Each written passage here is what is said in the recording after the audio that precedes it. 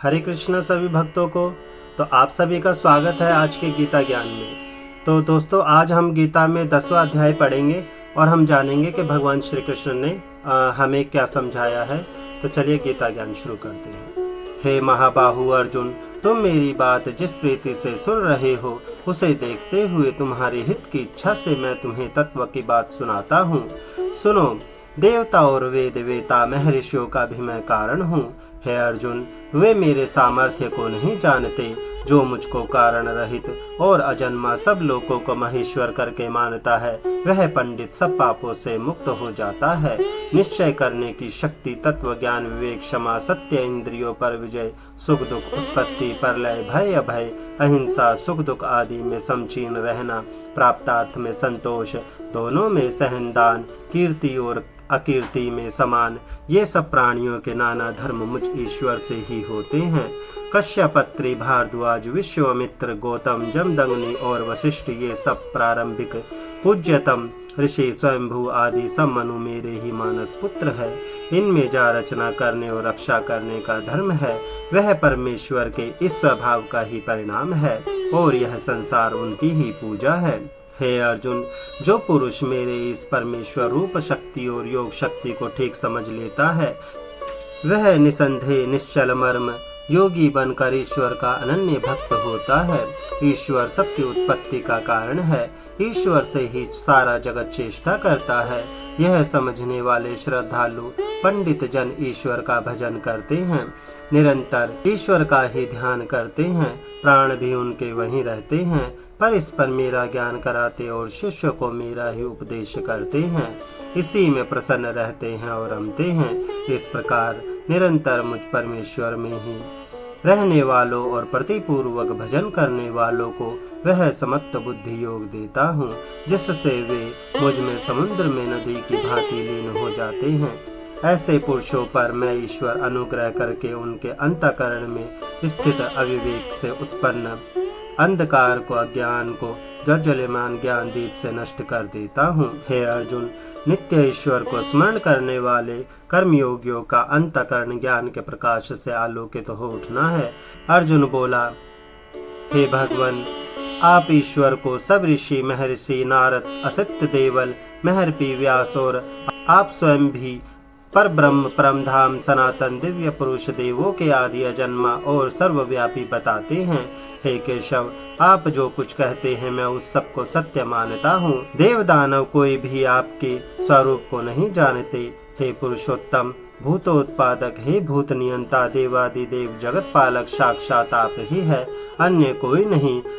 अपने आप को आप ही जानते हैं। आप ही अपने दिव्य नाना रूपों को पूरी तरह बना सकते हैं, जिन रूपों द्वारा आप संसार भर में सर्वव्यापक है। हे अद्भुत सामर्थ्य वाले भगवान, सदा स्मरण करके मैं आपको कैसे जानूं और किस रूप में चिंतन करूं।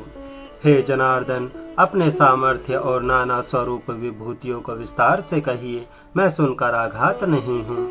भगवान ने कहा, हे कुरुश्रेष्ठ, यूं तो मेरे विस्तार का अंत नहीं है, परंतु अपने मुख्य स्वरूप मैं तुझे बताता हूँ। हे निंद्राजय अर्जुन, सब प्राणियों के अंतःकरण में स्थित मैं सबकी आत्मा हूँ। सब भूतों का आदि, मध्य और अंत भी मैं ही हूँ। सब प्राणियों का आरंभ मुझसे ही होता है। मुझ ईश्वर में ही वे पहले हैं और अंत में लीन भी परमेश्वर में ही होते हैं। यह कहकर परमेश्वर के विविध रूपों का यूं वर्णन किया। आदित्य, 12 पुत्र, 12 आदित्यों में विष्णु नामक आदित्य हूँ। प्रकाशमान अग्नि आदियों में प्रचंड ज्योति सूर्य हूँ। वायु देवताओं में मरीचि, विदुदर गवा वायु, वेदों में सामदेव, देवों में इंद्र, इंद्रियों में मन, प्राणियों में चेतना, 11 रुद्रों में शंकर, यक्ष राक्षसों में गणेश, कुबेर, 8 वसुओं में अग्नि और पर्वतों में सुमेरु, सेनापतियों में स्वामी कार्तिक और जलाशयों में समुद्र हूँ। महर्षियों में भृगु, वचनों में एकाक्षर ओंकार, सब यज्ञों में जप तप और यज्ञ और स्थिर रहने वालों में हिमालय हूँ। सब वृक्षों में पीपल हूँ। देवर्षियों में नारद, गंधर्वों में चित्ररथ और सिद्धों में कपिल मुनि हूँ। और घोड़ों में अमृत से उत्पन्न उचेश्वा, हाथियों में ऐरावत और मनुष्यों में मुझे राजा जान। शस्त्रों में ब्रज, गायों में कामधेनु गाओ। शास्त्रोक्त रीति से सनातन की उत्पत्ति का हेतु कामदेव और सर्पों में वासुकी, फणी नागों में शेषनाग, जलचरों में वरुण, पितरों में अर्यमा और शासन करने वालों में यमराज हूँ। दैत्यों में प्रहलाद, गिनती करने वालों में समय, वन पशुओं में सिंह, पक्षियों में गरुड़, पवित्र करने वालों में वायु, शस्त्रधारियों में राम, मछलियों में मगरमच्छ हूँ, नदियों में गंगा मैं ही हूँ। हे अर्जुन, सृष्टियों का आदि, मध्य एवं अंत भी मैं ही हूँ। विद्याओं में तत्व निर्णय करने वाली आध्यात्म विद्या मैं ही हूँ। अक्षरों में आदि अक्षर, आकार, समासों में उभय पदार्थ, द्वंद्वों में मैं ही हूँ।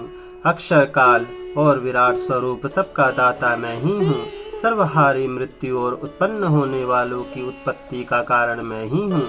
हे अर्जुन, स्त्रियों में वर्तमान, कीर्ति, शरीर, सौंदर्य, मधुरवाणी, स्मरण शक्ति, धारण शक्ति, मेघा, धैर्य और क्षमा मैं ही हूँ। समासों में वृत्साम, छंदों में गायत्री, महीनों में मार्गशीर्ष का महीना, ऋतुओं में वसंत मैं ही हूँ। छल करने वालों में जुआ, प्रभावशालियों का प्रभाव, जीतने वालों की विजय, व्यवसायियों का उद्यम, सात्विक पुरुषों का सात्विक भाव, यादवों में वासुदेव और पांडवों में धनंजय हूँ। मुनियों में वेद व्यास, कवियों में शुक्राचार्य, दमनकारियों का हेतु भूत दंड, जीतने की इच्छा रखने वालों की जय हेतु नीति, रहस्यों में रहस्य, कारण, मुखवाणी और ज्ञानियों का ज्ञान हूँ।